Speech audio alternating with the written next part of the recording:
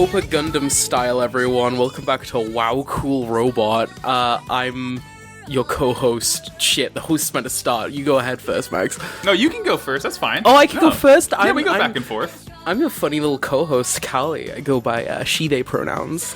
And I'm Max. I use he, him pronouns. And Unicorn is continuing to be a show.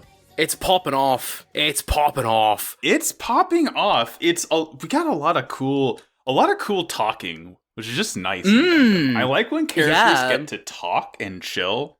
It's full of ideology.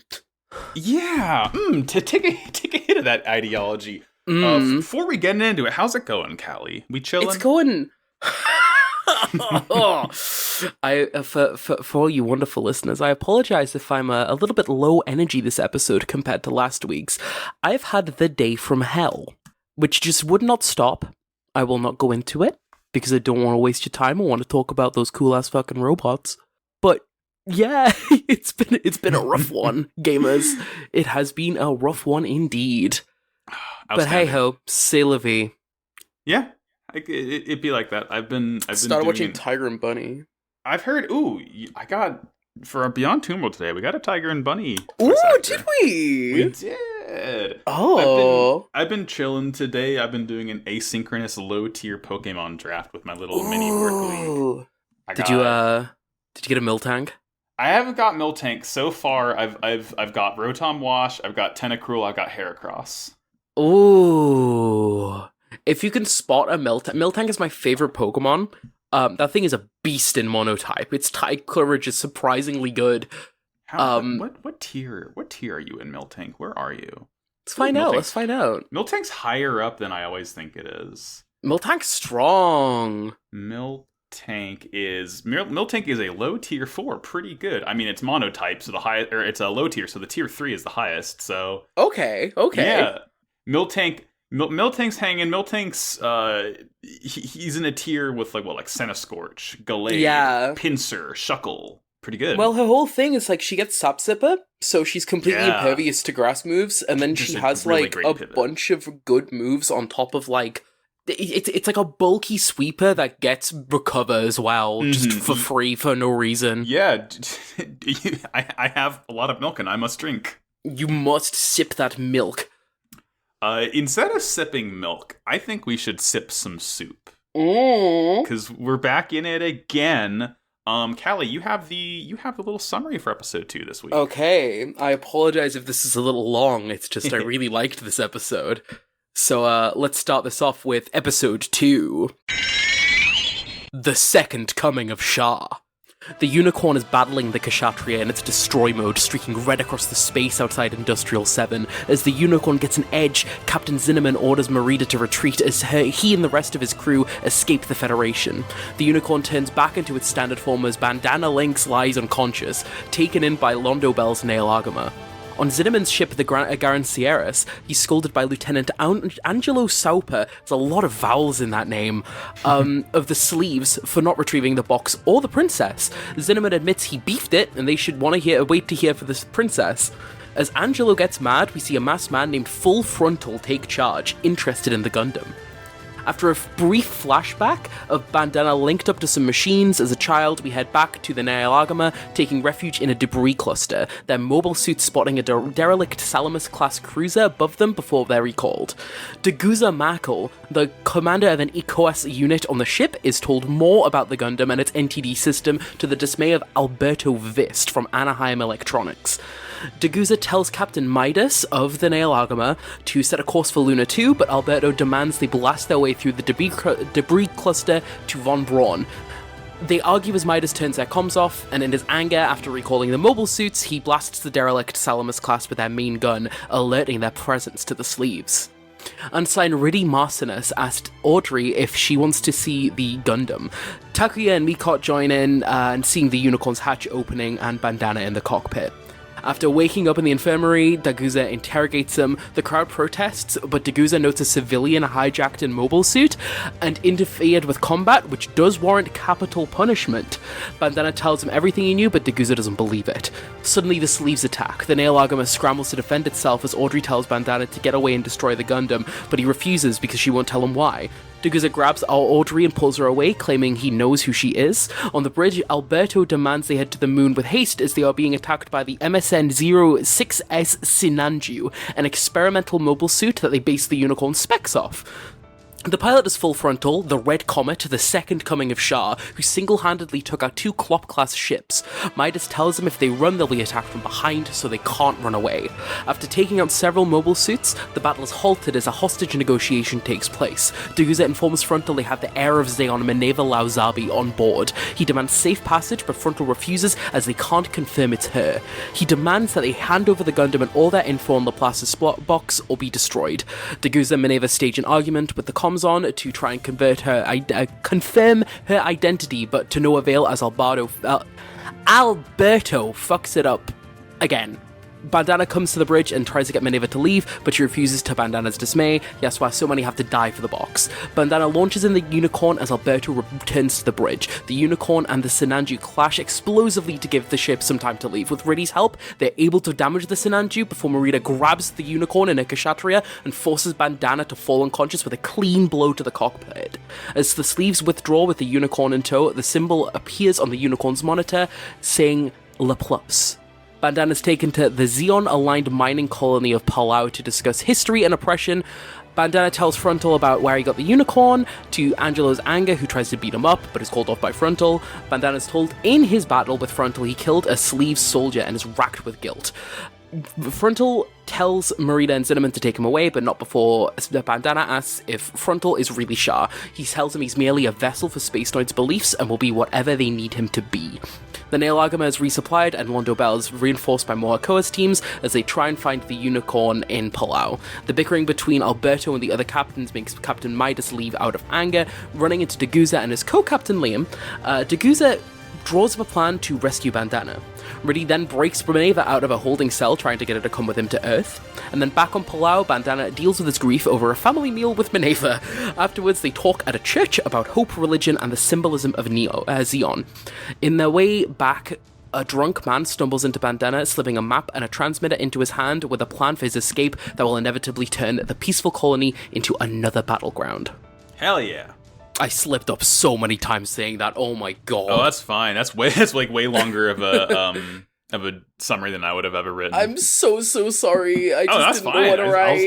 I'll just like double loop the music that goes under it. Okay. I really like how this episode begins. Like, yeah, it's beginning the exact same shot as the last episode of like the Unicorn drawing its saber and like charging into the Kshatriya, and like it immediately starts beating ass. It like cuts a wing like from the get go. Yeah. Like, another thing I really like is Marita's visibly shaken by the Gundam's sight. Which is like, oh my god, it's a Gundam! A Gundam is the enemy!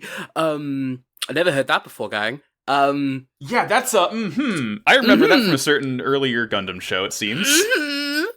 It's rough. Oh man, it's rough. It's really interesting how, because, okay, back when the last time we had multiple Gundams running around was Double Zeta. That would have been, that was what, 9 years ago, I think? I believe so, in the timeline, yeah. Yeah, Double Zeta was like 87 or 88, and this is 96. Everyone, it's like they treat Gundam like this form of reverence. Like, all the crowd, everyone watching it, they're like, that's a Gundam! We see, like, Taki, but Bandana's like school friend going like, oh yeah, they used to call it the White Devil back during the 1 Year War. So like, it's interesting how, I guess over time, we never really got this.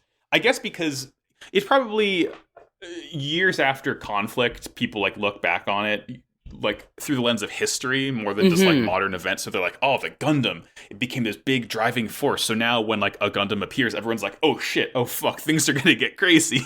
It's kind of like how British people will like look at like Spitfires and stuff. It's this kind of like icon of like this wartime kind of brilliance to them, which is kind of horrifying that like people look at such reverence at like tools of war. But like I think Gundam encapsulates that perfectly, because every major war in history at this point has been decided by a Gundam. Because I mean, like, the Federation won against Zeon, like, because of the Gundam. V kicked off, yeah. Yeah. Then the Grips conflict was won by the Zeta Gundam.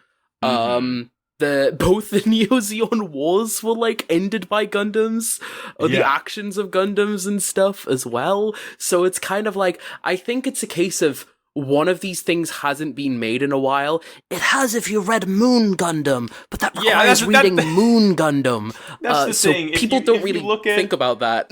Right, if you look at, like, all the canon, the main, like, TV shows and OVAs, there aren't that many. And then there's, like, a trillion side stories of just, like, there's, like, 50 other Gundams. Oh, check this out. I love...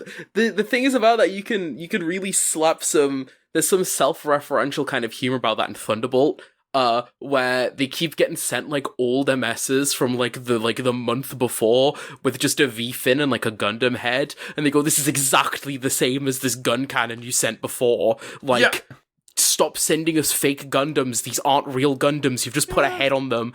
It's great.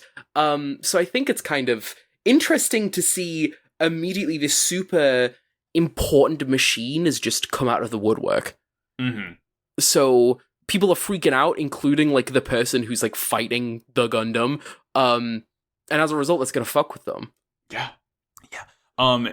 So Marita's fighting Bandana, and eventually, like, Zinnerman calls her back as, like, the unicorn powers back down. So the Garnseer is gone. Bandana's passed out. We see Zinnerman getting chewed out by this funny little guy named Angelo. This sweet little twink. I think it's Garma. It's Garma, but, like, obedient. Yeah, it's like Garma with a Char obsession. It's Garma, really, really interesting. Yeah, I mean, with what he talks about later, with, like, how much he fucking hates Bandana's guts and, like, Full Frontal's pristine battlefield. But then Full Frontal shows up. Damn, blonde character wearing a mask. Never seen this before. He's huge. Yeah, he's very different. I think his hair sucks shit. It's bad, right? His hair is so fucking stupid. The worst haircut. It's like he had a perm, but only to, like, the parts of his hair that go down past the mask. So it's, like, straight and, like, pushed down from the mask, and then poof, the volume kicks in. He's got these, like, 4, like, shitty little curls over, like, the top of his mask, too. Oh, he has the fucking... down. The how to draw manga hair wisps going forward. It's so funny because later you see him, like, after he took the mask on, he puts it back on, he specifically springs them out. It's so funny. God, he's got this guy's a fucking weirdo. He says some shit to Zinnerman. He's just like, yeah, it's all right. It's like, yeah, Angelo's really mad at Zinnerman for letting the Gundam get away, letting the key to the box, or I think they still just call it the box at this point, get away. Yeah, they are just calling it the box. And Full Frontal's is like, no, it's okay. It's to continue to pursue and fight is a real man's duty. I don't know what the fuck he's on about, but, like, I don't know. Damn, Chief, I don't know what you're saying, but I'll back it. Damn, the Char character is talking about weird ideology because I'm checking my Gundam box. It's confirmed. That's definitely Char-asable. As Bandana is passed out in the cockpit of the unicorn, he gets his weird flashback. I just decided that it would be Bandana this week. No, that's fine. I mean, we'll have to have a different one every single week. So we do. This is good. He's passed out. He gets his flashback to, like, when he was a kid. He's, like, clockworked oranged in front of the piano looking at the unicorn tapestry. It's really fucking weird. He's getting, like, zapped in the noggin. I don't know what this could be. I mean, did they know he was a new type as a kid? I don't think he's a cyber new type. I think he's all natural. I guess we gotta find out. Oh, yeah, no! No, it's fine. It's vitamin E and peppermint, Burt's Bees. He's like looking in fear. I think more in fear of just, like, the weird machinery strapped to him. But, like, again, it's him, like, staring at this unicorn tapestry and seeing, like, a silhouette of his father. And, like, that's kind of it. It's like someone's playing the piano. That's really all we get from it. Just nothing more expounded upon that yet. So we cut from there to the Nail Argama. Mm-hmm. They're inside like a hollowed out dead colony. It's like it's a debris cluster. Yeah. Of just junk. and they find this, like, huge, like, they think they're about to be attacked by this huge, like, ship, but it's just a completely deserted Salamis class. Mm-hmm. Which is like, oh, okay, that's a little weird. Why is that there? Why is it fully intact, apart from, like, what's just weird, being old? What the Nail Argama doesn't see that we see is that there's, like, retro thrusters, like, strapped onto it that clearly are not part of the design. Mm-hmm. So, you know, the Rezels get sent out again. We learned the blonde kid is ready. Martin is ready. From this episode, I already don't like this guy's fucking vibes. Oh yeah, you're gonna love the rest of this series. Then I want to get rid of him. I want to fucking push him in a locker, but not in, like, a endearing way, and, like, no, I'm actually bullying you. I want to bully him. I want you to be so sad you leave the school, kind of bullying. We also learn that the captain of the Nail Argama is this guy named Otto Midas. I was calling him Midas. He's probably Midas, but, like, I'm fucking calling him Midas because that's cool as hell. Okay. I'm very endeared to him because he clearly he's a loser. He's such a fucking loser who has no power because at any given point in time, there are 3 different people who are so far above him in, like, the Federation chain of command that he can't do fuck all on his own ship. I know, it's so funny. His own crew knows he's incompetent and just kind of goes along with it. I love Otto. He's so fucking funny. He's such a fail boy. He's got an emotional support butch lesbian called he does. Liam. I love her so much. I love her vibe. I want to buy her a drink from across the room. She's never said anything to Otto that wasn't, like, dripping with sarcasm. Yeah, I love her so much. Oh, Thanks, Liam. Thanks, Liam. The more we see the more cast of characters. We see that Alberto is here from Anaheim. We saw him Alberto earlier. Vist. He shot a man last episode. Yeah, he did. He shot his brother last episode. He shot his brother, and he's fine with it. He's a fucking busybody. Very, like, straight lace. Like, oh shit, there's a lot of classified information you can't let it get out. And then we get fucking Daguza Macklemore. This guy fucking... I like this guy. This guy fucking rules. He's one of my favorite characters in the series. He's so cool. He's the type... On my first watch through, I was like, he's fine.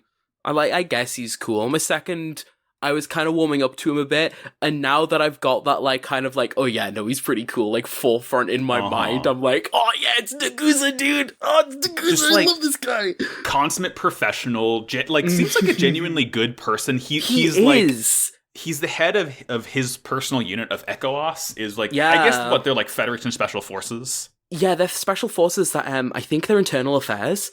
Okay, shit. All right, yeah, that makes a lot of sense why they're being sent out. I mean, because, yeah, they have, like, that whole... They have the Lotos, they have, like, these suits, like, literally made for stealth infiltration. Mm-hmm. So that makes sense why they're the ones who are, like, trying to, like, get control of Unicorn here. They're really cool. I actually really... Like, I'm not a big Fetty fan, in general. Nor should you be. I really do quite like Echoos, though. I feel bad for it, but they're actually kind of cool. They have little Transformer suits. What's not to love? They also seem like the most impartial part of the Federation government. Right. Because although they're trying to find out stuff about something that would, you know, they're trying to find stuff about the box, they're trying to stay impartial to their own kind of, like, people, though? Uh-huh. Is the vibe that I get from them. Yeah. I mean, like, what Daguza says at the end of the episode of, like, how he wants to treat... When he goes back to get Bandana from Palau, he, like, wants to treat it like a rescue operation because he owes him. Like, he's definitely is the kind of guy who's, like, has a level head and isn't just, like, the job comes first and nothing else. Like, no, he clearly cares about what he's doing and who he's dealing with. Did you catch that he was the fucking guy who flashbanged the Kshatriya in the last episode? No, I didn't. That rules. Yeah, he's the one that gets out, like, the top of the Loto, like, flashbangs the Kshatriya, then bails from it before they destroy it. Fuck yeah. He's so cool. He's so cool. We see him with an engineer who's, like, hacking into the Unicorn cockpit to get Bandana out, and, like, Alberto freaks out because Daguza starts talking about how this thing is just chock full of psycho frame, and the psychomu system, the pilot can control it with their mind, and And Alberto like comes like tumbling in through zero He's like, gravity. hey, no, I need to be present for all the discussion of the Unicorn Gundam. Don't say it. It's so funny. Don't say it. Don't talk about my little lies I've made. I imagine Alberto. I obviously, funnily enough, not to give a preemptive Beyond Two World. If you're listening to the sub, you dead ass straight away know that is Okuyasu Nijimura. Oh, fuck yeah. It is the same voice. I don't know what he sounds like in the dub. He's just like a regular busybody. Like I was imagining he sounded like the berries and cream guy. Daguza, you cannot talk about the mobile suit's technology. Can't talk about the mobile suit like that. I can't let you do that. I won't let you do that. But we cut from there. We see Riddy. He's introducing himself to Audrey and the other two kids, and he asks her if he wants. So desperate. I know. He and like she's not that old, right? No, she's like 17. She's 17, but he is. He says later in the episode he says he remembers seeing Xion's speeches when he was a kid. Yeah, shit. So he's like a couple years. Yeah. Because Minerva was a baby during the 1 year war. She was a literal baby. If he remembers, he would have been at least like 5 or 6 at the time that like. So he's in his like early 20s, and this girl is like 17. He's 23. Fuck this guy. This guy. Hang on, do you want me to look up his actual age? No. I just like search Riddy Marcinus' age, and it just 23. Fuck this guy. This guy sucks. He's like, he's yo, bad. you want to see the Gundam? And, you know, Minerva's not that interested, but Taki is like, fuck, I want to see the Gundam, fuck yeah. He's like, I want to see the Gundam so bad. You can tell that he just wanted Minerva to be the only one to say that she wants to see the Gundam. But, like, Mikot's there, she's coming along, but she's, like, you know, very depressed, of course. Yeah, because she watched all of her friends die. Yeah. We see the bridge. Fucking Otto and his bridge crew are just like listening to the comms of Daguza and Alberto fucking argue with each other, and Otto's like, turn it off! Just turns it off. And he's like, send the mobile suits out to check out that Salama's class. And Liam's like, you already recalled them. Do you want to send them out again? And he's like, fuck it, just shoot it! Like, this shoot him with the main loser. guns. He sucks, but doing that and blasting that, like, back on the name of it is such a mouthful, but it's kind of cool. But back on Full Frontal Ship, they see like the blast from like far away on the bridge of his Rulula. Yeah, I recognize that one. That's from Star's Counterattack. It is. It's the Rulula. So they're on the Rulula, and he's like, "Okay, they took the bait. Let's go. Let's go." So yeah. They're getting ready in the Rulula to head out. We cut back, and like Riddy and the kids are looking at the Gundam, and Riddy looks over to Minerva and is like, "Wait, I recognize you." And she does like she does Enyaba sweating, and he's like, "Oh, you're just you remind me of this actress." It's very funny. And they open the hatch, and like the kids are shocked because all they see is bandana not moving, blood pouring down the side of his head. He's just passed out, but like, God, it sure looks like that kid's dead in there, huh? It really looks like another dead child. Yeah. And, like, we cut immediately to the infirmary. He wakes up, and, like, he sees Mikot, and then he sees, he's like, Audrey? And Mikot's like, oh, he said a different girl's name first. And then Daguza storms into the room like the Giga Chad he is. Yeah. He's doing, like, the... Have you seen, like, the meme where it's, like, Titan from Megamind, he's strutting forward, he kicks the car, like, that's how Daguza's strolling into the room, just like everyone out. I gotta talk to this fucking kid. This child, because he did a crime, and he can get killed for it. Yeah, like, Mikot's like, he's just a kid, what did he do? And Daguza's like, lists 10 different crimes, and he's like, there could be capital punishment if he doesn't cooperate, and they all just kind of shuffle out quickly. They all just bail. But as Audrey's leaving the room, he gives her kind of like a glance, and they kind of like familiar. Yeah, a lot of people are starting to like look at Audrey and be like, hang on a minute. Wait a second, I know you. Wait a minute. Hold on. Who are you? I know your face. Why you look so familiar to this baby that I saw during this big war? Between this scene and the next, we cut over to the Rulula, and Angelo's kind of like taunting the captain of that ship and his men, as like they get into their mobile suits, and like of course Angelo goes towards the purple one, and we see like this very sharp red one in the background, and he's like, we're not gonna need to do any work, like the captain's got this. I really like all of Angelo's mobile suits in the series, but this one in particular. Is this just a purple Gyaradoga? I'm pretty sure it's a different kind of Gyaradoga. But it's still like a cool one nonetheless. It is the heavy armed type. This is the I think this is the Girazulu, actually. Maybe? Fucking I don't know. There's a lot of Giras at this point. I mean, there's always like a trillion different kinds. Yeah, no, you're right, it is the Zulu. Girazulu. Yeah, Girazulu, Angelo's Sopa use. It's just this purple, like I know it's like July, but like my guy's still flying those colors in Pride Month. He's got that twink pride. I love that for him. Cause he's like flying this like bright purple, like it's like two-tone. It's like it's purple and like this very like dark magenta, and it even has like the little like orangish tubing that is like because the Garmazabi Zaku from way back when was like purple and orange too. It's another nice little callback. Yeah, I like the big fucker fuel tanks on the back too. Yeah. But this other suit, we don't really get a good view of it yet, but it seems way more important. So, but before we see that in action, we cut back to the infirmary, and Daguza hears all the story of what happened from Bandana, and is like, "You expect me to believe that?" And Bandana's like, "Would it be easier to believe that that Cardius is my father?" So the boy's in deep. The boy's really, really in deep right now. Daguza just goes like, "That sounds fake." Yeah. It's like Giorno Giovanni says bullshit, but I believe it. And then like everything fucking shakes because the Rulula is firing missiles at the Nail Argama. It deploys 4 mobile suits, and we see one moving like measurably faster than the others on the 3 radar. times faster, baby. Yeah, literally textual. Like one of the bridge crews, like it's not debris. It's moving 3 times faster than the others. Like, all right, okay, mark off your bingo cards. And this is one of the sickest mobile suits in the series. This thing looks fucking nuts. It's so cool. It's the Sinanju. Yeah, the Sinanju. I love this thing so much. So the sleeves all have that thing where they literally have like the sleeves of the mobile suit. It's black with this white, not I guess kind of filigree-ish look to it. Mm-hmm. The Sinanjus are gold, not white. Yeah, because he's the big man in charge.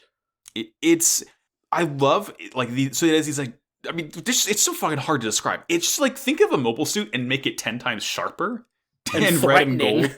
It has these really pretty. I like the thruster. Not the thrusters. The fuel tanks on the back. I like how thin they are. It's a very sleek look to them. These gigantic fucking like thruster binders on the back. Like this thing is just covered in verniers and thrusters. You can tell it's made a little to literally over designed, go 3 times fast. But like in a cool way. It's meant to be. It's meant to be, yeah.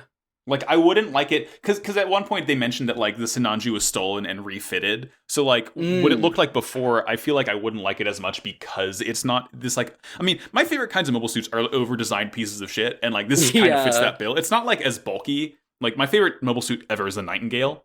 That tracks. A gigantic fucking lobster of a suit. So this thing is, like... It is red and sharp like the Nightingale, but isn't like gigantic, bulky. But like, this thing fucking whips. I love this thing. Yeah, it's really cool. It's flying in.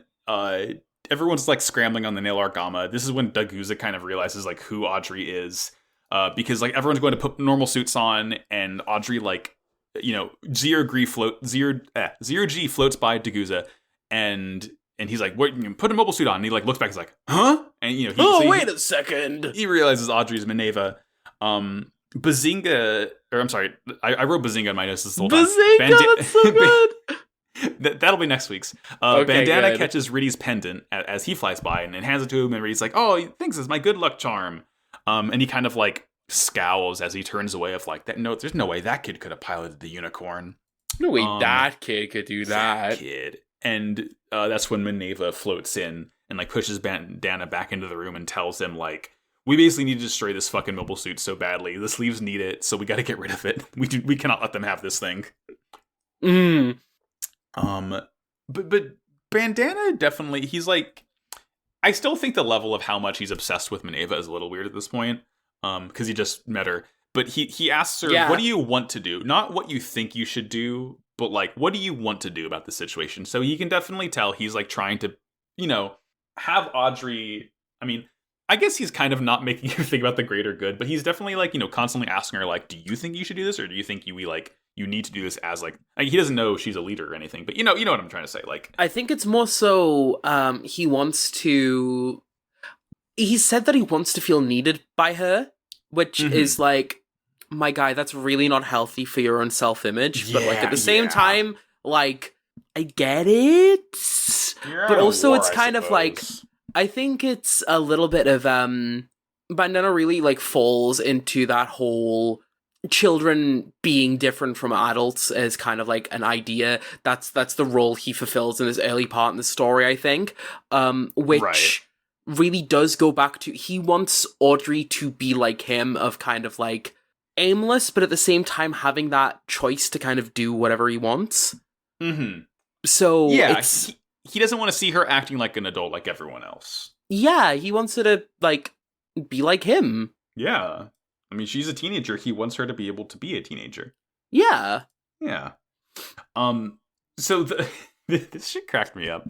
The Rizel's launch. Riddy launches. Riddy Marsanus. Did you catch the name of the Rizel commander's captain? And I did not. Can you tell me about it? This guy's name is Norm Basilicock. you can't name a guy that. Gundam.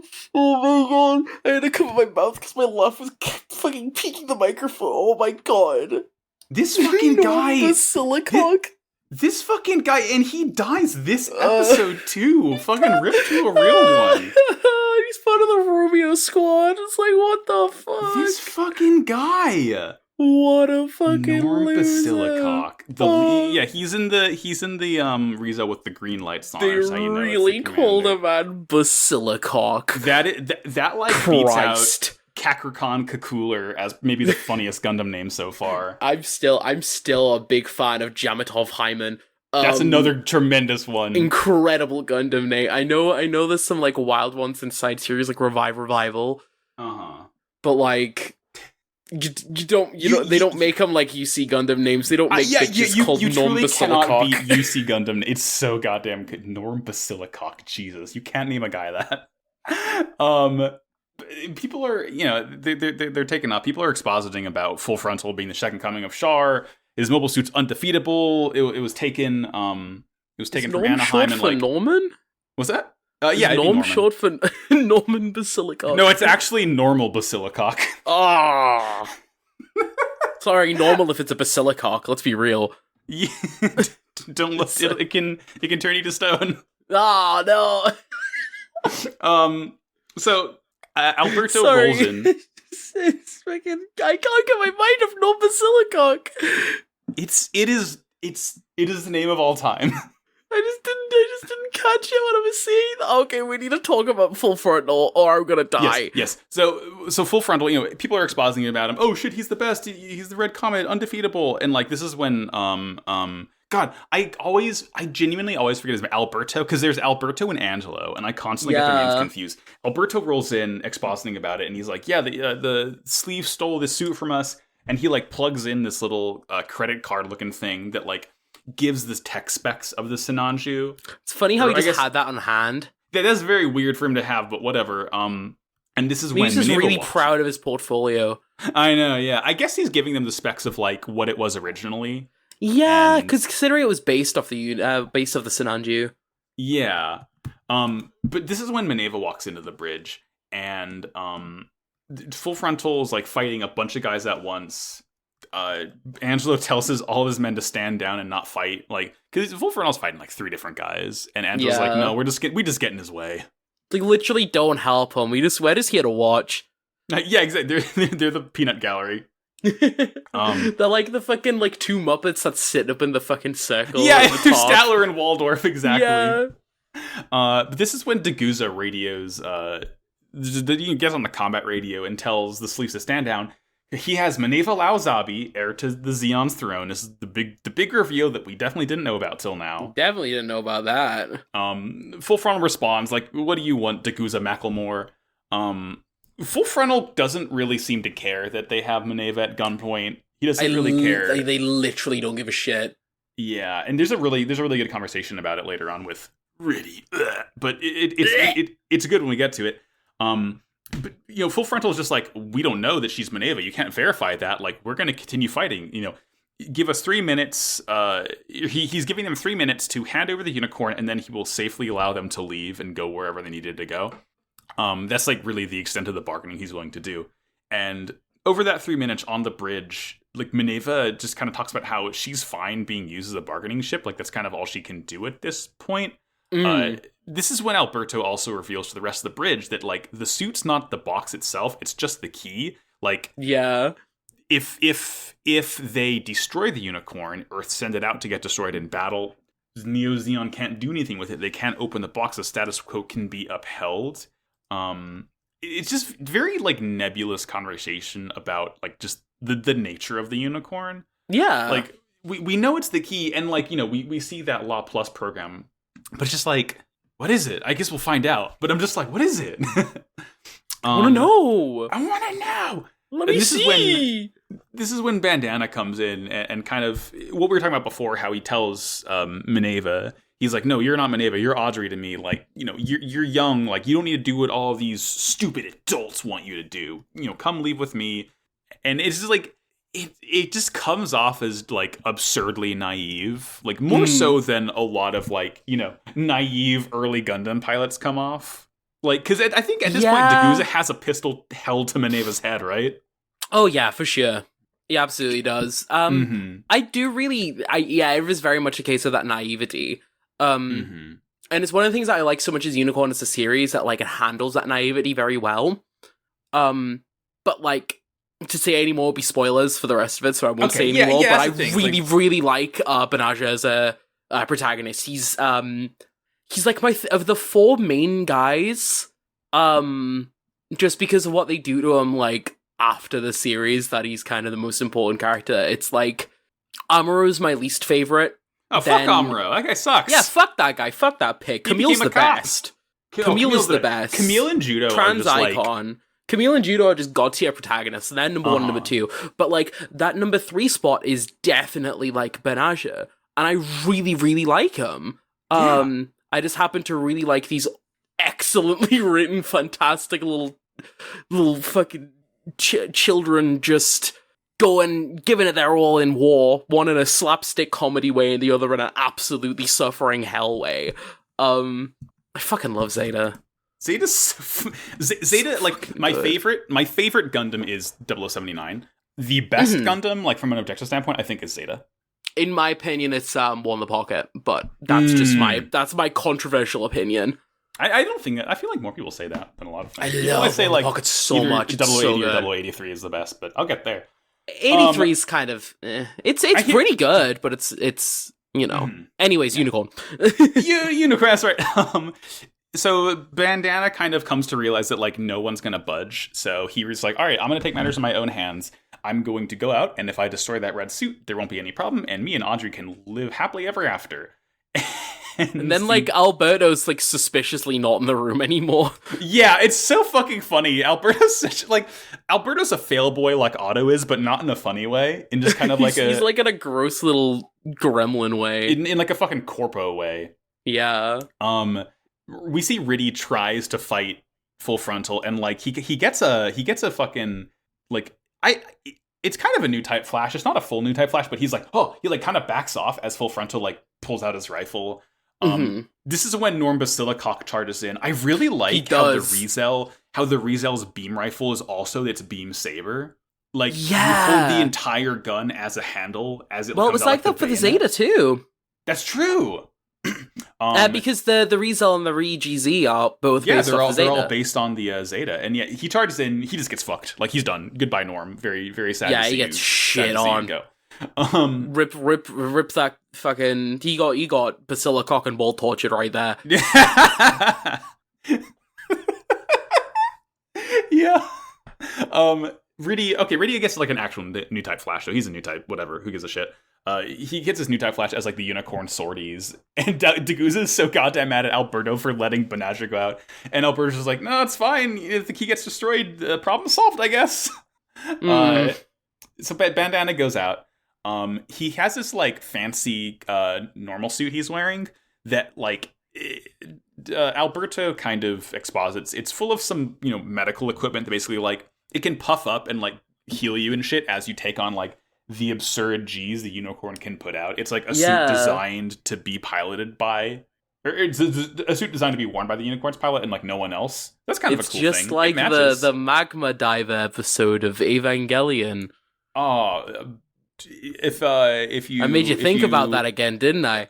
The price of fruit is going up. Google banana inflation to learn more. No, don't do that. Don't do it. Don't do it. I'm warning you. It is actually pretty cool where like he like puts on the thrusters like super fucking hard and like the around like the thighs, like it puffs up a little bit to deal with the G-forces. It's sick as hell, actually. You know what's also sick as hell? Unicorn has a special gun.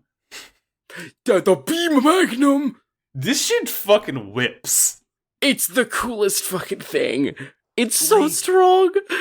The Zeta, like Gundam's guns had like battery packs. I remember a big deal in Zeta is a lot of the times like Camille would go out with like battery packs for the Zeta's rifle. This is like an actual magazine. Like it's a clip. Like it's 5 little guys that stack together, and like when he fires it, one pops off and the next one comes in, and like he stores an extra magazine like both on the rear skirting of the unicorn. This gun, it like fires and it's like this ball of like light that like kind of grows and then like bursts out, and like it just melts everything. At one point, yeah. So some fun little information about this that goes back to one of the build series. We see one of the like a like a first like an RX-78 like 2 Gundam like try and fire the beam magnum the unicorn has, and it just rips the arm off it completely because the kickback on it's so insane because it's that strong a gun. That rules. I think it's in narrative. I think there's an MS that it's so cool. It fires a beam magnum. But, like, instead of having more, like, rounds for the beam magnum, it has extra arms because every time it fires it, it breaks the arm and it needs to be replaced. That fucking rules! It's so cool! I haven't watched narrative yet. I'm so excited. I held off from watching it because I knew we'd be watching it on here. Yeah! I'm so excited for narrative. Let's watch the show that it's meant to freaking be a sequel to first, though. Yeah, this is the narrative unicorn. Oh, you mean narrative's prequel? You mean narrative? Oh yeah, we're gonna watch narrative Angelo next episode. By the way, guys, next episode's narrative. That's how it works. Borrative. Narrative, or sorry, it's Borrative's dad narrative. That's what it is. I got there. Unicorn Next Generation. Believe it. So the beam magnum's so powerful, one of the Gear Zulus gets destroyed by being near where it shot. Like, it gets fucking bisected by, like, just the heat this thing puts out. Holy shit. Like, just, like, an offshoot of, like, some of the heat of, like, this beam magnum. Angelo, I'm dead. Fucking nuts. And Angelo gets really goddamn mad that he has to, like, desecrate Full Frontal's pristine battlefield by, like, firing on Riddy. Because Riddy rolls in and, like, wants to flank Full Frontal with Bandana. Another Char moment, though, because, you know, Bandana's shooting, just like, she's shooting willy-nilly this beam magnum, and Full Frontal's hiding a lot. And, like, Bandana loses sight of him, and he pops up right in front of him and does the Char kick to the unicorn's cockpit. Yeah, it's so good. It's so cool. I love this. Yeah, and, like, when they start to flank, this is when we get the old-fashioned, the old style of new type Flash. We hear that boing. As Bandana sees Full Frontal look towards him, and he's like, fuck, and he has to break off, and, like, this is when Marita flies in with a Kshatriya, so now it's a 2-on-2 again, but, like, nothing can really happen because she just, like, jabs him in the cockpit, and then the unicorn powers down, and she's just, like, holding this, like, it's like after, suit. Like, this limp suit after, Bandana's like thrown up in his helmet too. Yeah. So gross. He throws up, he's like, Audrey, and passes out as like Marina's like holding his fucking rag doll. Oh, it's so funny. And this is when that Law Plus symbol appears in the cockpit as he like, passes out. I wonder if that'll be important. Probably not. That's probably fine. Doesn't sound like anything else, any other box from this series so far. This is when we get some good ideology to this. This is a good conversation with a character I don't like. Because Riddy, we're back on the Nail-Orgom after the battle. Like, the sleeves have taken Banana. It's fine. Riddy is talking to Minerva in her like room in her cell. He's really fucking mad at her because he remembers when he was a kid, he saw a Zabi speech on TV as a kid, and he's like, "Say, Zeon, say it!" Like he's so fucking say the words. He's fucking pissed. He's like, he tells Minerva that as Bandana passed out, he was saying your name. Like, I don't know why that's the thing he has to be mad at about. I guess he thinks Bandana's competition. Loser. Yeah, this guy fucking sucks. Yeah, this 17-year-old child. Yeah, well, I'm gonna be mad at this, like, other child her age is getting more attention than I, the 23-year-old pilot, am. What a weird. I do not like Riddy Marcinus. Sucks. Dirty little nonce. But the kind of gist of this entire conversation boils down to they both kind of have really important names, and if anything, the Marcinus family was like the pre-Zeon family who believed in like humanity and space as a whole. To kind of distill it, Minerva says Full Frontal doesn't care about recognizing Minerva as Minerva, recognizing the Princess of Zeon, because the Neo-Zeon and Federation had begun to make amends, or so they were, until the Unicorn appeared, and the threat of the box rose up once more, so the Federation is willing to trample everyone in their way to secure, lock it down once more. Everything gets covered up. All of Industrial 7 got covered up. Yeah. The Federation will do literally anything to stop this. They'll break off all these ties that they were rebuilding. So, like, that's why the Vist... I guess the Vist Foundation, like, decided that, like, this should be public knowledge, which is why they're going to give the Unicorn over to the Sleeves and Full Frontal. And I guess... And that's why they're mad.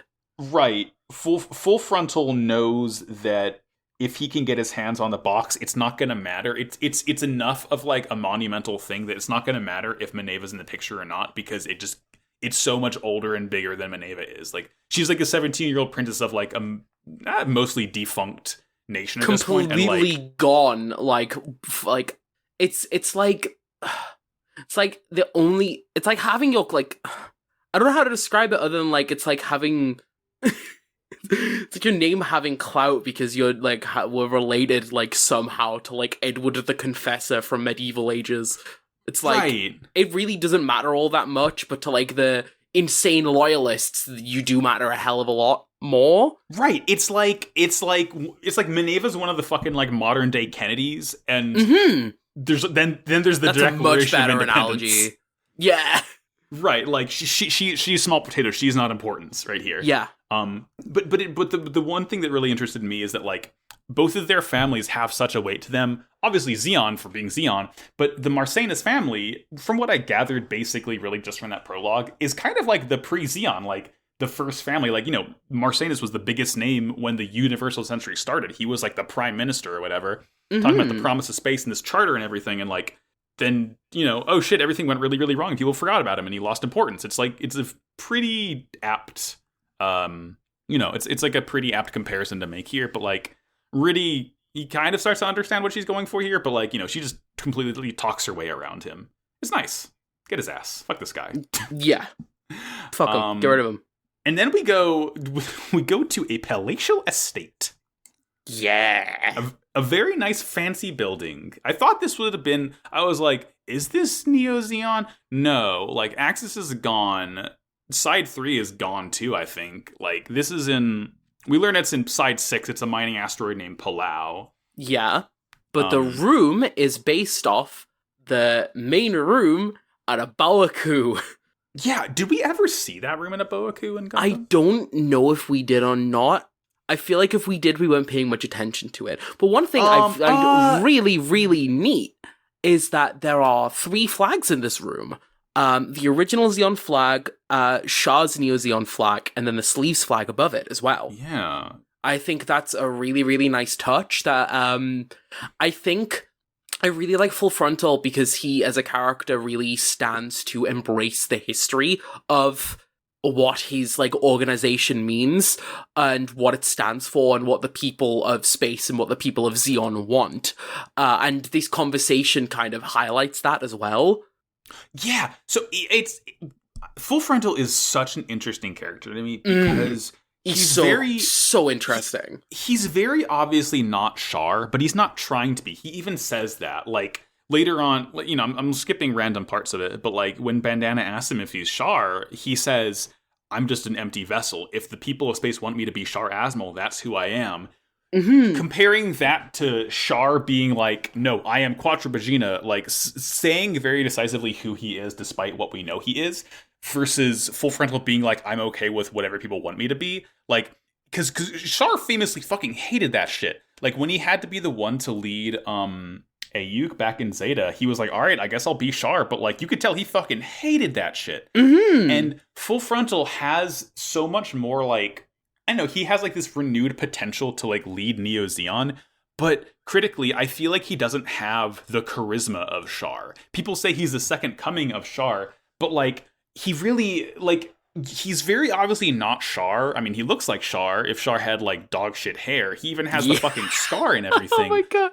But like, he's a man who's very clearly trying to like not become Char, but he wants to become what people remember Char as, which I think is very, very interesting to me. I really like that.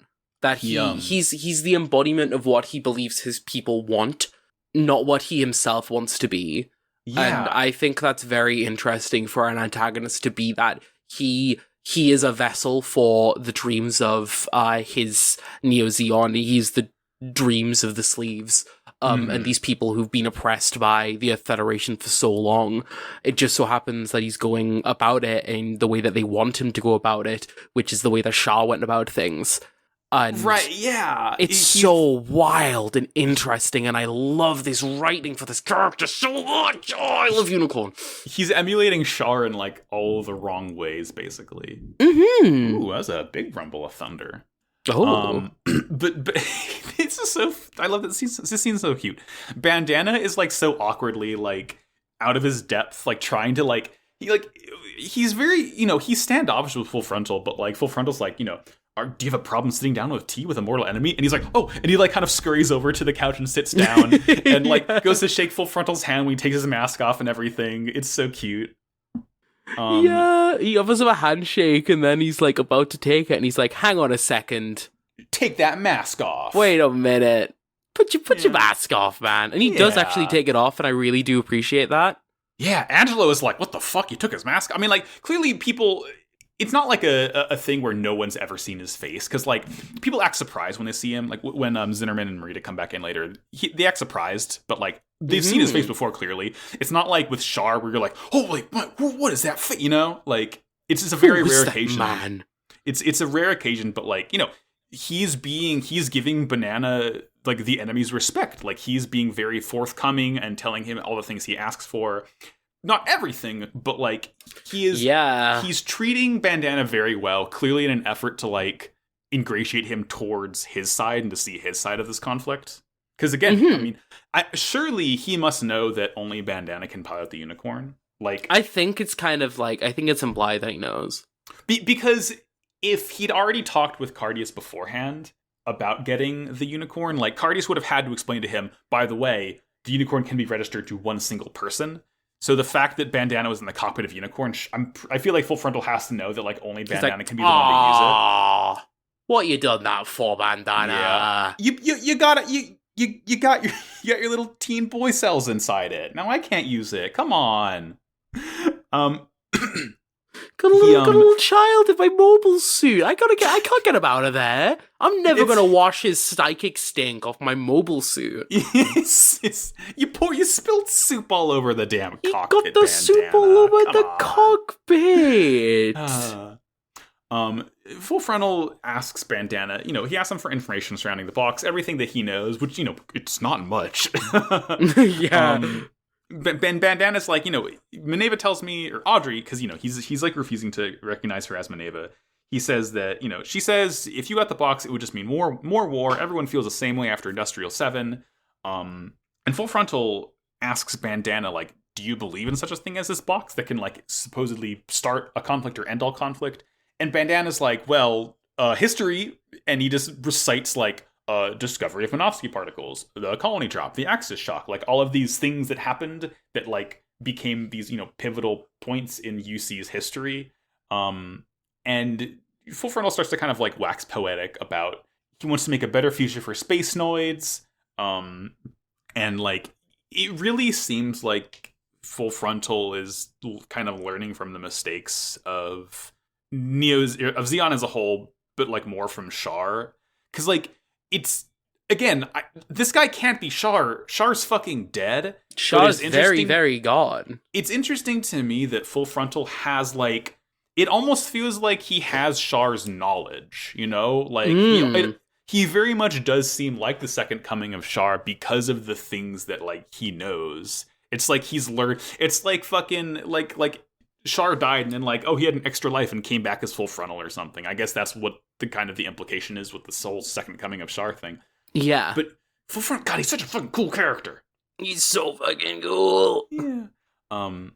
But by the end of the conversation, he calls Zinnerman in to retrieve Bazinga, and he's just going to basically have Bandana, whatever the fuck his name is, he's going to have Bandana hang out with Merida just to kind of, like, learn how to hang out with Neo Zeon, pretty much. Like, he just wants Bandana to learn how to respect and work with these people, because... Like, we are people, too. We want you to live our way, and kind of...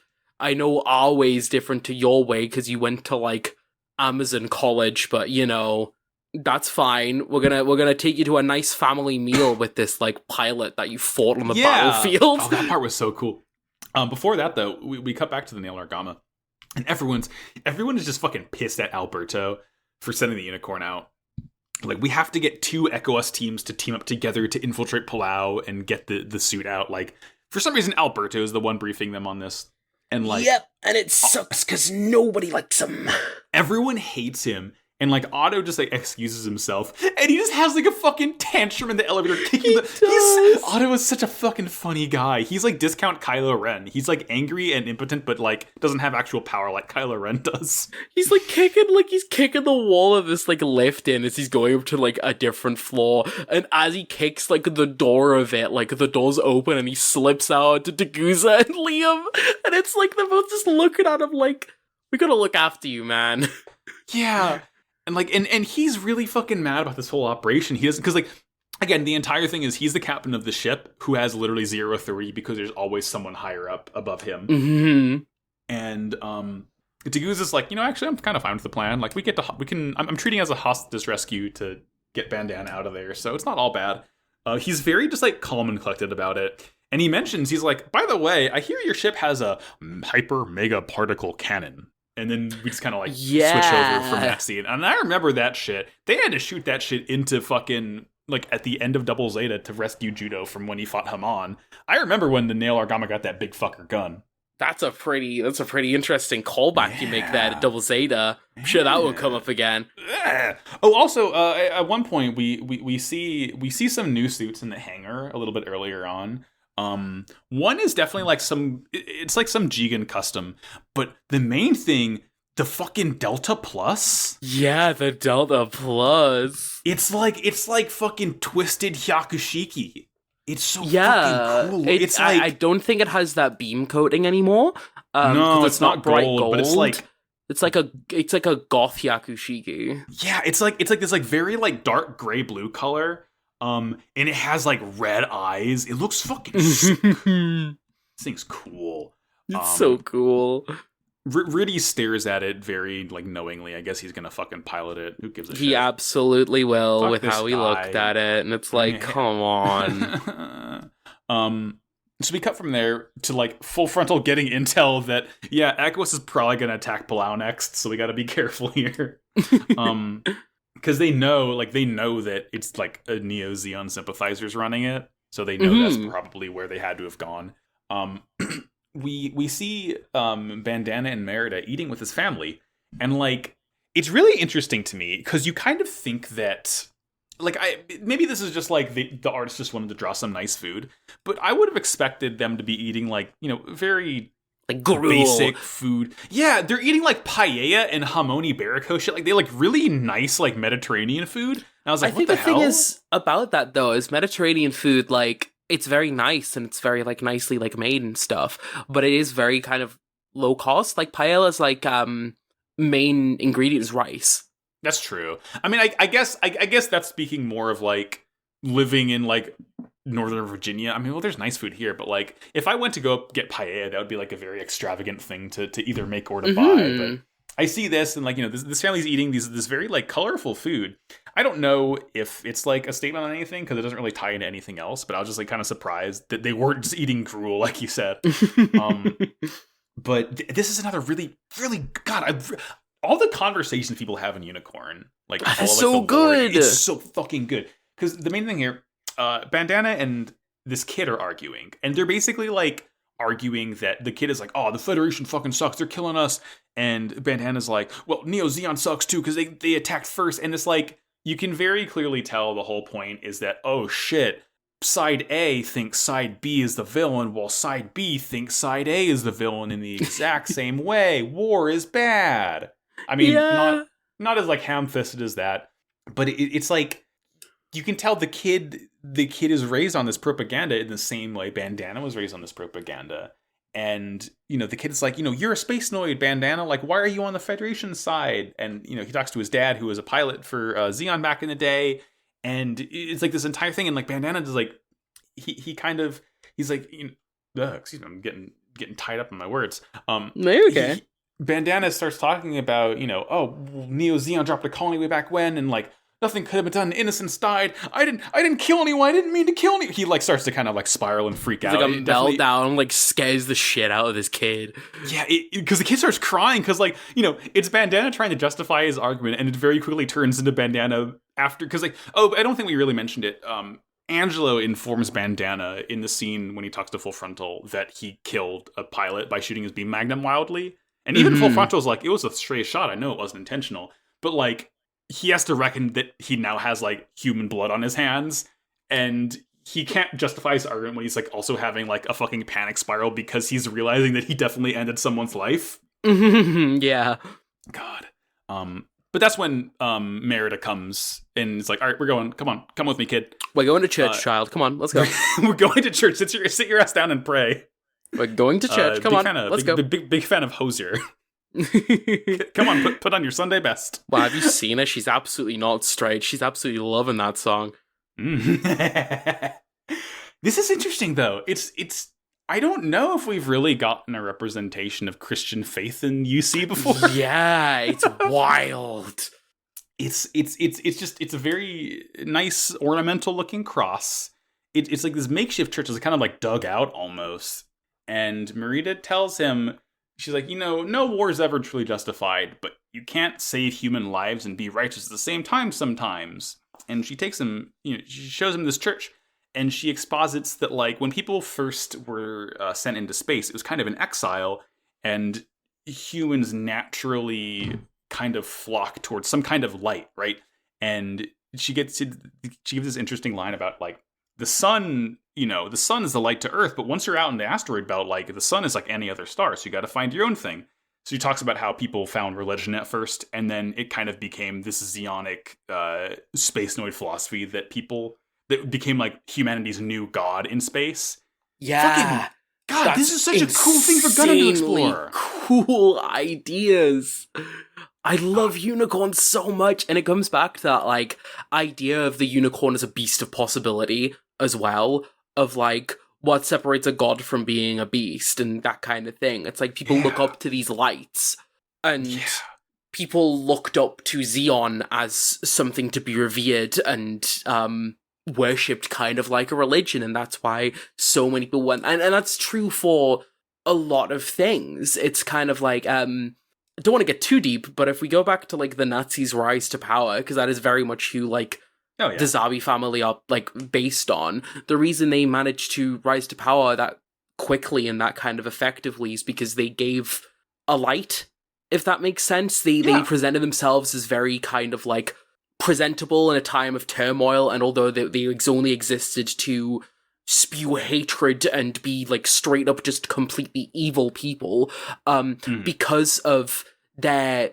unified like perception that they gave off, even though they really didn't have a fucking clue what they were doing, they were just as confused as everyone else because they seemed to have their shit together.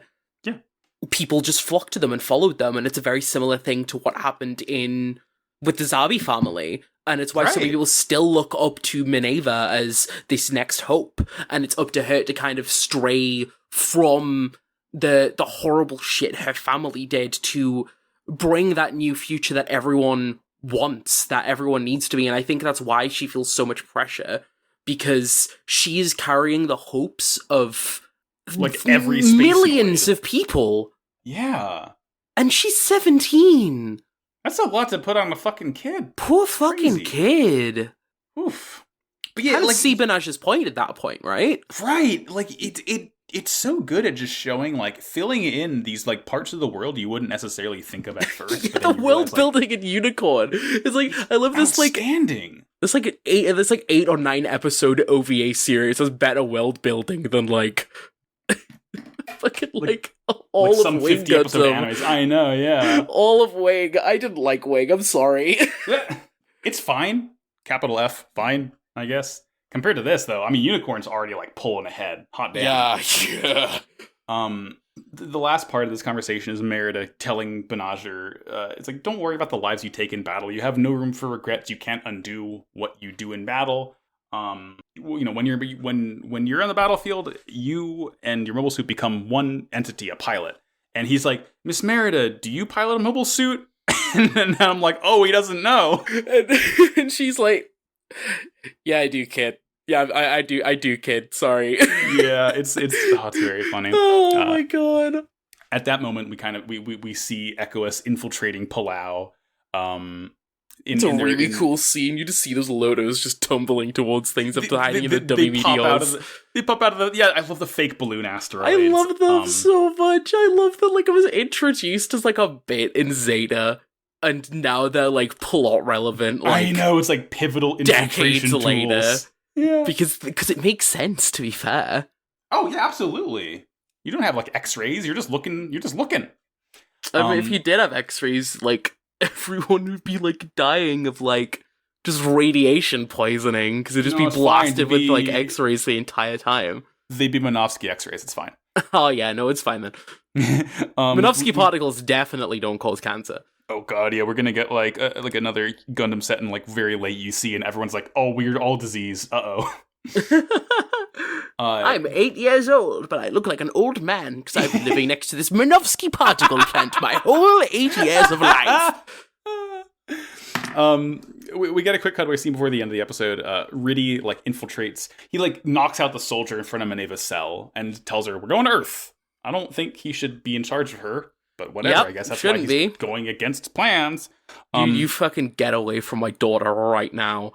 You leave her alone. Get a job. It's like the one scene from, like, I don't watch The Office, but, like, it's that fucking, like, where Stanley's, like, going off on that, like, one guy. It's just like, have you lost a little girl? I'll help you find it. Yeah. Yes. So good. But the last thing that happens is Bandana and Merida are, like, walking through the streets of Palau, and, like, this drunk bumps into him and, like, hands him a crumpled up piece of paper and a pen. You just go, so sorry, bud. Yeah, and, like, later on, Bandana looks at it, he opens it up, and it's, like, this hollow paper, and, like, shows him a map of Palau, and shows him where to be at midnight to get picked up, otherwise, I can't guarantee your safety. And he's like, huh? Uh-oh! He's like, the next time the battle's gonna come here. And then the episode ends! Oh, I guess next episode's gonna be the Palau infiltration, I guess. I'm very excited for that. Every single episode has, like, an absolutely banger ending, and it's different every time, and it's like, love the insert songs in the series as well. Oh my god, I know. We hear the RX Zeroes theme. We hear some kick-ass music when Full Frontal's fighting. A lot of, like, really nice, like, one of my favorite things that Hiroyuki Sawano does is just, like, the very light piano suites of the songs he composes, and we hear a lot of that in this episode. Oh man. King of leitmotifs. absolute legend. Not that. No, that's Toby Fox, but that is Toby Fox. He's good at it. But he's very close. He's very close. He's good at weaving his themes into other musics. Can't believe Toby Fox beat the shit out of Hiroyuki. Have to fucking. Oh, yeah, I mean, he just like beat him up. It's just like, I'm the king now. Yeah. I'm the king. I did music for Homestuck. Yeah. Well, that's the episode of the show. But I have a fun little segment. I have, as always, a Beyond Toon World. You're going to love this. Trust me. Beyond Toon World! So this week, as per your suggestion, Callie, I'm talking about Full Frontal's dub voice actor. This is one Keith Silverstein. Oh my god. So, fun fact about this, my friend B, I don't know if B will be listening to this because she hasn't watched any Gundam media, but if you mention that Keith Silverstein is, like, voiced a character in a show, she's 90% more, like, likely to watch it because he is her favorite voice actor. It's the Keith bump. It's the Keith bump. I'm at the point, I don't think I covered Keith Silverstein back in Iron-Blooded Orphans. I might have, and I forgot. Whatever. It's my show. Was he an IVO? He was born, yeah, he was. We'll get there. So he was born December 24th, 1970 in Plainfield, New Jersey. Must have been like 52 years old, 51. Starting off, so of course, you know, in Gundam Unicorn, he's full frontal. All the Gundam roles, he is Gilbert Durandal in Sea Destiny, whatever. He's this cool fucking lizard-looking thing named Lotus in Build Divers. Don't know what that's about. Oh, is he him? That's what BehindTheVoiceActors.com tells me. Huh. In Gundam Iron-Blooded Orphans, he voiced Chad Chadan. He's Chad. Yeah, and he's also Gailio's dad. He's a couple of roles in IBO, actually, but those are the two main ones. And in Gundam The Origin, he voices Char Aznable, wouldn't you know it? Who could have guessed that?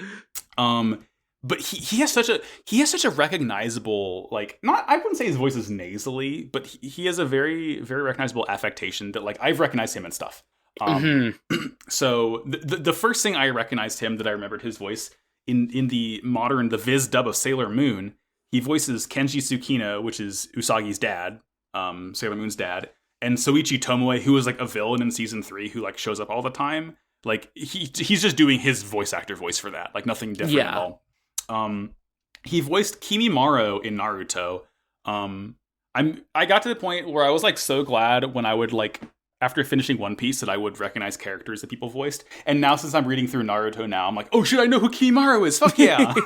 I think correct me if I'm wrong, but I think Keith has been a character in a One Piece movie. I'm not sure if he's been one in the series, though. Yeah, he was in One Piece Gold. I didn't write it down, but that was the only one he'd Guild been in. Tessero is the character. He's the main villain of that film. Once again, his name is Guild and Gold. Checks out. My friend B's favorite character in, like, fiction, I'm pretty sure. Really? It's like this one-off villain in this film, and I still haven't watched it yet, and I feel like it's a disservice, because apparently the character's writing is actually, like, really good.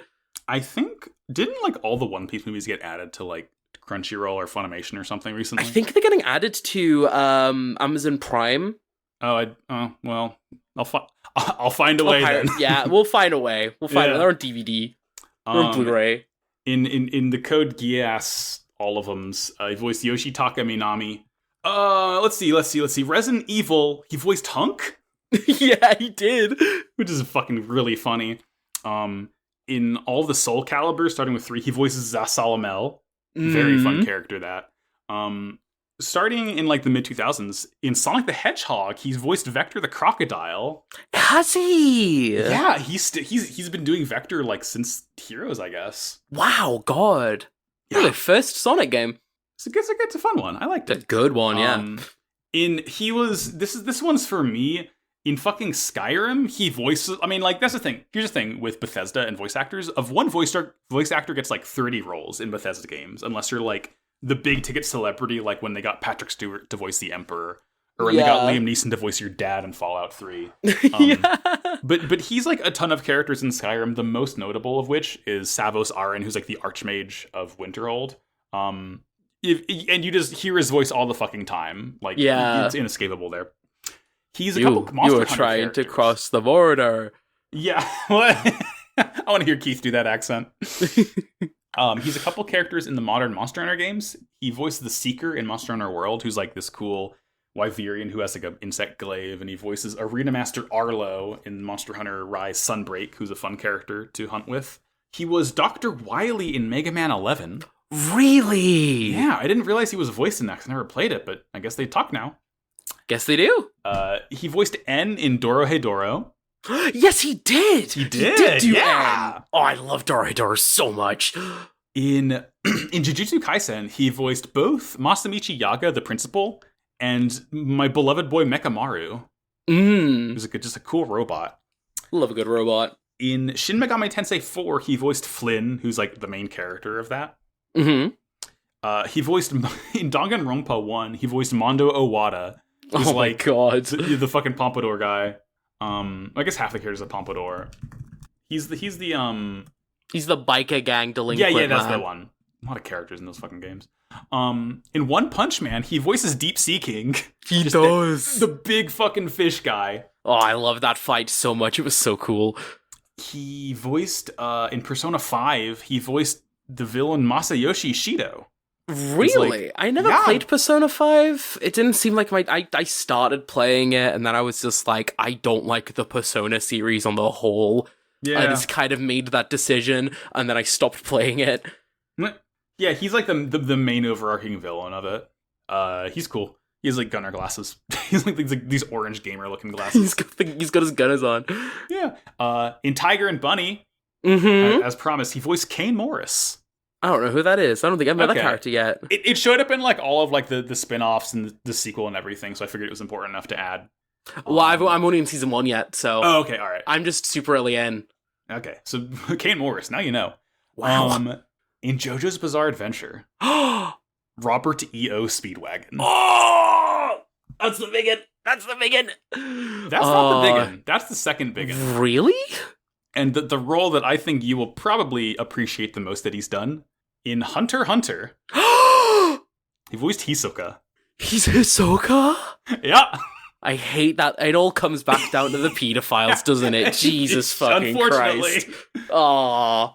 I love Hisoka so much. I hate everything about him, though. Problematic fave. He's not even like a problematic fave. I look at him with disdain and then like he's touch him with like I pat him with like a hand on like I pat him on the back with like a hand on a glove.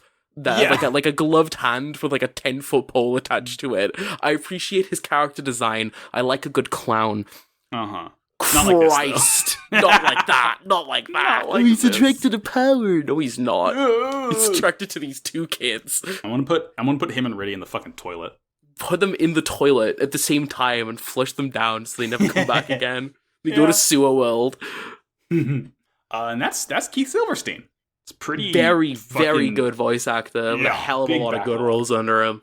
So next week you'll have someone from the sub.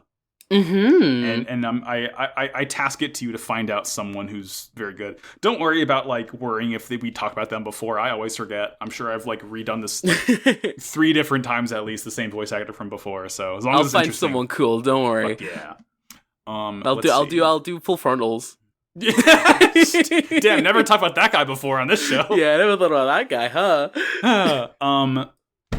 Now, before we do plugs, though, there is a certain question that you need to ask me, Callie. Oh yeah, what's your robot of the week, Max? I have been playing. What have I been playing? I always base it off of like the games I've been playing, which hasn't been a whole lot. It's been a lot of fucking Monster Hunter, and I guess have I made this one before? Okay, oh, fuck it, I'll do it again anyway. People have done Bender like 5 times because the co-hosts hate me. But in the final boss of Monster Hunter Generations Ultimate is this thing called Atal Ka. Oh, I've heard about him. So she is this like praying mantis Egyptian themed empress giant bug. That's really cool. What she can do, so the whole fight, she like uses her silk to like pull up like metal and machinery from the ground and like whack you with it. And at points in the fight, she does this thing called the Empress's Throne, which I just posted an image of. She just basically, like, slams together every piece of metal and machinery in her arena to this gigantic walking, like, dragon thing. Oh, that rules! It's like, it is a bug-powered robot. It is the sickest shit in the world. That's so fucking cool. That's my robot of the week, Atal Ka's Walking Throne, because holy shit, it's really cool. It's really fucking cool. Monster Hunter's fun. I can't wait till they add more of them to hunt. They're adding an invisible guy next update, which is exciting. That sounds very interesting. And that's my robot of the week. It's Atal Ka's Empress's Throne, whatever the fuck it's called. Callie, now it's time for plugs. Where can we find you on the internet if we want to? You can find me on twitter.com, at Cowley, which is COWLLIE. You can also find an empty Twitter page that I still haven't set up, but I have the Twitter page of a book that I'm writing. I forever will hate the NFT community because they've ruined and stole the one good name, but it is at Other Side Novel, all one word, Other Side. I'm not going to spell that because you kind of know. It'll be linked in the description. Yeah, it'll be there. I'm going to get around to setting that up at some point. Just kind of getting a bit of like stuff about it on there. But I hope you, and if you like magic and modern settings and kind of big things about like, oh, who can you actually trust? Does your country represent you or represent its best interests, etc., etc. Shit like that. You'll probably you'll enjoy this. We'll have a Gundam moment. Chapter 1 is finished, its first draft. I think I'll probably have that on there to read just to see if you're interested or not. But yeah, if you would check that out, that would be big. It would mean a lot to me. That once again is at Other Side Novel, all one word. Outstanding. And I'm Max. You can find me on Twitter at MaxyBajillion. I have other shows. You can listen to Pod Agreed, which is a Yu-Gi-Oh podcast. We're starting season 4 soon. It's going to be kick ass. That's at Pod Agreed Cast on Twitter. And you can go to Slappers Only Pod on Twitter to listen to Slappers Only, which is a video game music showdown podcast currently on hiatus, but we'll be back at it eventually. I have a fourth one called Nevermind the Trollocs about Wheel of Time show. That'll be back whenever the fuck that show releases, like next year, I guess. Yeah. You can go to noisepace.xyz to find this and many, many more shows. You can go to Wow Cool Podcast on Twitter to see us on Twitter. You can, just links in the description to join our Discord, hang out, post about Gunpla, what have you. And that'll do it for this week. Hell yeah. We're back at it again for the 3rd episode of Unicorn. This is just going to be probably a whole lot of fighting in Palau. I sure do love civilian casualties. Outstanding. And what do we always say to close, Callie? What's bad, guys? Wow, cool robot, though. I don't know why I said it that way. Bye. Bye.